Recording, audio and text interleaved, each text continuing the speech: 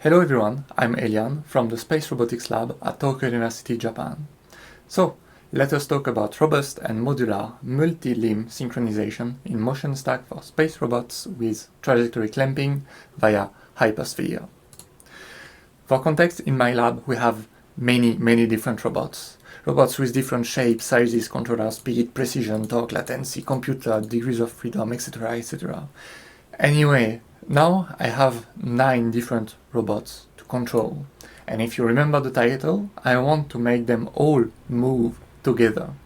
So, how do I do that when they are all so different? And it actually gets more complicated because robots' performances can change over a single mission, especially in space where no one can repair the robot up there. So let's imagine a quick scenario. We have this first robot called Blue Bob. Somehow it broke yesterday, there is sand in the motor, now it's very slow. The mission is today. How can I slow down the system to wait for Bob? Then I have Red Robin using Wi-Fi. This guy has some connection issues, but not all the time, only sometime. So if there is a problem, how can I slow down for Robin again? And finally, Green Gary, he's not very strong, can fall and only has 3 DOF. And same problem again, how can I slow down for Gary if Gary has a problem?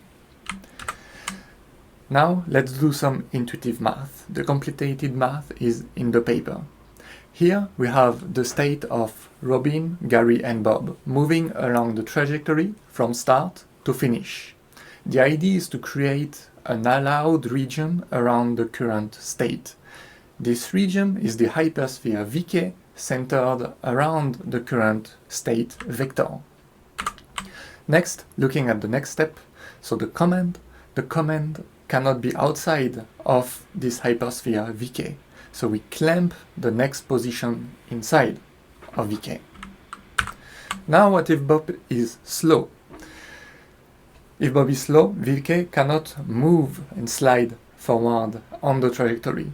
So you can notice that Robin and Gary are being held back by Bob and therefore slow down. This is what we are looking for. But this is very simplified math. For the great math, you will find that in the paper. The challenges are finding Vk, working in higher dimensions, working with rotations and curved trajectories, also recovering from large errors. And does it move? Yes, it moves, so that's already a great start. But then what about blocking one of the robots with my hand? And yes, this also works. You can see that all of the other robots slow down when I block one of the robots. What about disconnecting one of the legs?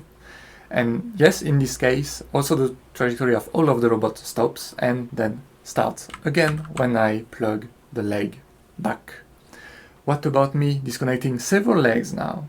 Yes, I can also do that and the trajectory continues when the legs are plugged back. And much harder now, what if I cut the power of one of the robots and it falls? This is actually much more complicated than before because the controller has to recover and go back onto the trajectory before continuing. And this also works. And finally, the cherry on top is that this method is very reliable. All of the videos you've seen come from the same long experiment. During 12 minutes, I let the controller do its job. I did not interact with the software, I only interacted with the robots. And some other applications of this method in my lab is, for example, this robot with many different wheel modules. If one of the wheels slows down, stops or disconnects, then all of the other wheels will stop to not break the robot.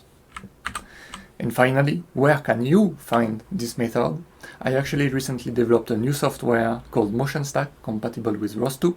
It is made for coordinating multiple limbs of potentially modular robots.